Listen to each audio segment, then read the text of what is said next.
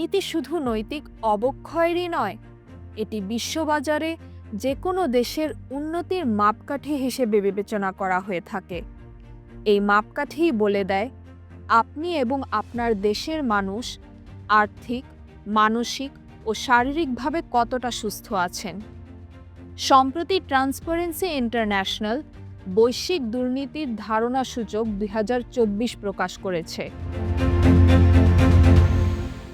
যেখানে তালিকার শীর্ষে থাকা ডেনমার্ক শাসন ব্যবস্থার সর্বোচ্চ মান এবং সরকারি খাতে সর্বোচ্চ স্বচ্ছতার প্রতিনিধিত্ব করে। একটি দেশের অর্থনৈতিক যেমন জিডিপি ছাড়াও সামাজিক, রাজনৈতিক ও পরিবেশগত দিক প্রভৃতি বিষয় বিবেচনা করে এই সূচক নির্ধারণ করা হয়।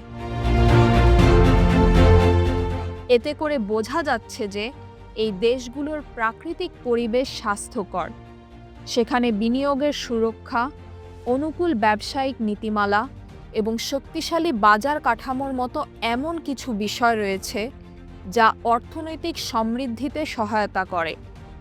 2023 সালেও প্রকাশিত সর্বশেষ সূচকে ডেনমার্ক তালিকার শীর্ষে অবস্থান করছে। দুর্নীতির ধারণা সূচকের দ্বিতীয় স্থানে রয়েছে আরেক নর্ডিক দেশ ফিনল্যান্ড।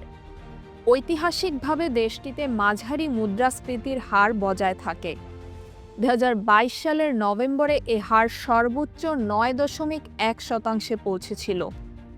ফিনল্যান্ডও তুলনামূলকভাবে কম আয় বৈষম্যের দেশ হিসেবে পরিচিত।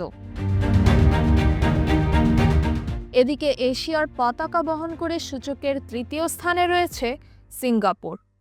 যদিও লেগাটাম প্রসপারিটি ইন্ডেক্স 2023 অনুযায়ী সিঙ্গাপুর 17তম অবস্থানে রয়েছে, তবে সিঙ্গাপুরের সাফল্যের গল্প এখানেই থেমে নেই। এই দ্বীপদেশের মুদ্রাস্ফীতি হার 1.6%, যা দেশটির কার্যকর আর্থিক নীতিমালা এবং অর্থনৈতিক ব্যবস্থাপনার প্রতিফলন। তবে একটি বিষয় লক্ষণীয় যে এই দেশগুলোর মধ্যে বেশিরভাগই কোনো না কোনোভাবে সংঘাতের শিকার। হতে পারে এদের পদচিহ্ন অনুসরণ করে বাংলাদেশও তার বর্তমান সংঘাতকে জয় করতে পারে।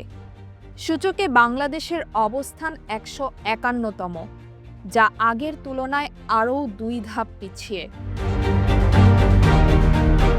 তালিকায় সবচেয়ে নিচের 5টি দেশ হল ইয়েমেন, সিরিয়া, ভেনেজুয়েলা, সোমালিয়া ও দক্ষিণ সুদান।